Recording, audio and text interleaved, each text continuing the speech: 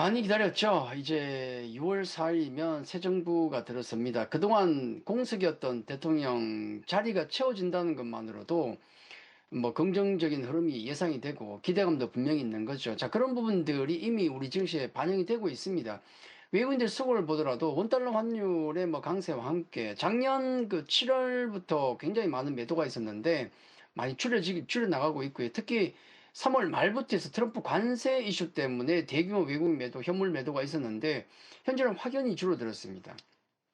최근 1, 2주 동안에는 어느 정부가 들어서더라도 당연히 추진할 뭐 밸류 모멘텀 관련주들이 집중 관심을 받았고, 그리고 추경이나 뭐 경기 부양책 이런 얘기 많았지 않습니까? 그래서 건설이나 금융, 지사 등이 최근에 많이 움직였죠.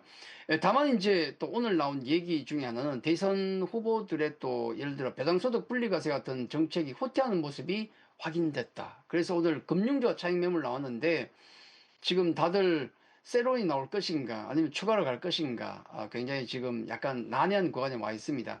자, 우리 과거 새 정부가 들어서면 주가가 어떻게 됐던가 이런 통계치가 다 있죠. 보면은 다 그런 건 아닌데 확률적으로 새 정부가 들어서면 좋은 흐름이 전후로 해서 이어졌고, 향후 한 1년간을 보더라도 뭐 전부 다는 아닌데 상승세가 이어지는 케이스가 많았던 점 우리가 주목해 봐야 될 것 같습니다. 이게 바로 새 정부 효과 아니겠습니까? 다만 시장은 긍정적으로 보시되 개별적인 정부 정책 관련해서는 경계도 해야 된다.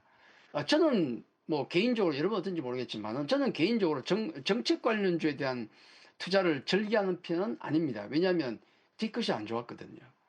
그게 그럴 수밖에 없는 게 선거운동 기간 중 내놨던 공약들이 잘 지켜지는 경우를 제가 많이 못 봤습니다. 정책에 물론 반할 필요는 없겠지만은 향후 추진하겠다는 그 정책을 너무 믿고 투자하면 안 된다는 거죠.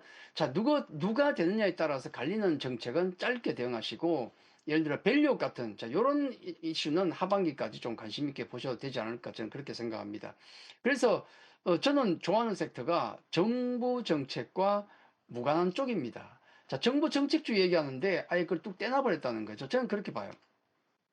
정부 정책이나 부양책이 없더라도 잘하는 산업, 그게 좋은 겁니다. 최근 지속적으로 강세를 보이고 있고 오늘도 돌아가고 순환매가 돌아가고 있는, 예를 들어 조선방산, 엔터원전, 전력설비, 화장품 보십시오. 이게 정부가 민다고 됐습니까? 안 민다고 또 안 되는 산업입니까? 아니잖아요. 그냥 시대적 흐름이 맞아서 실적 성장세가 지속되니까 지금 계속 올라가는 겁니다. 자, 우리 정부 정책 관련주 얘기를 짧게 했다면은 주도주 교체 가능성 또 우리가 굉장히 궁금하죠. 요 부분은 중요한 게 뭐냐면 새 정부가 들어선다고 해서 기존 주도주가 움직였던 그 이유가 사라지느냐? 그건 아니잖아요. 자, 새 정부 들어왔습니다. 그렇다고 해서 트럼프 대통령이 그래 협상 양보해 줄게, 그런 거 있습니까? 없잖아요. 자, 우리 새로운 대통령 뽑혔다고 해서 우크라이나 전쟁이 갑자기 끝나버립니까? 아니잖아요, 이것도. 지정학적 리스크는 여전한 겁니다. 자, 이런 점을 통해서 봤을 때 우리는 차기 주도 섹터가 뭐가 될 것일까라는 어떤 질문하게 되면 그 해답에는 여러 섹터와 종목이 있겠지만은 반드시 그 안에는 기존 주도주도 같이 넣고 고민을 해야 됩니다. 그렇겠죠.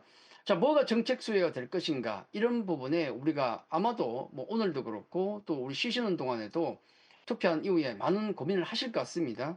자, 그에 대한 시간을 많이 투자하는 것보다는 저는 그렇습니다. 어떤 산업의 사이클상 하반기에 이제 6월 우리 접어들었으니까 이제 하반기를 준비하고 나아갈 시점 아니겠습니까? 그래서 그냥 하반기에 어떤 섹터가 턴어라운드 나오고 나아질 것인가. 자, 이런 측면을 공부하는 게 수익 면에서는 저는 더 도움이 될 것이다. 뭐 정책 관련주 보지 말라는 얘기는 아닙니다. 짧게 보셔도 되는데 거기에 목을 맬 필요는 없다는 말씀을 드리는 거죠. 자, 여러분 아시겠지만은 최근 중국 모멘텀이 강한 편이죠.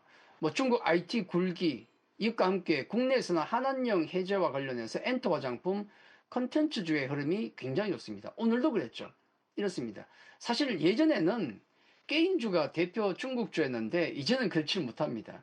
하지만 콘텐츠주의 상승을 여러분도 보셨다시피 박폭이 게임주도 워낙 많기 때문에 새로운 또 그리고 이슈로 나가는 기업도 많기 때문에 하반기에 좀 기대를 하고 있습니다. 자, 정책 모멘텀 좋습니다만은 저는 하반기에 어떤 섹터가 강세를 보일 것인가, 차라리 그런 걸 공부하는 게 훨씬 수익에 도움이 될 것이다, 그렇게 봅니다. 자, 오늘 강하게 움직인 게임 관련주 이 투자 전략에 대해서 제가 오늘 제 유튜브 채널에 올려놨기 때문에 한번 참고해 보시고 하반기 어떤 종목들, 게임 쪽 투자를 어떻게 잡아야 될지 그런 부분들 공부하시면 좋지 않을까 하는 생각이 듭니다. 자, 유튜브에서 김우식 검색하시면 나오니까 자, 거기에서 게임주 한번 공부하고 넘어가시면 좋지 않을까 그렇게 말씀드리겠습니다. 자, 오늘 여기까지입니다. 감사합니다.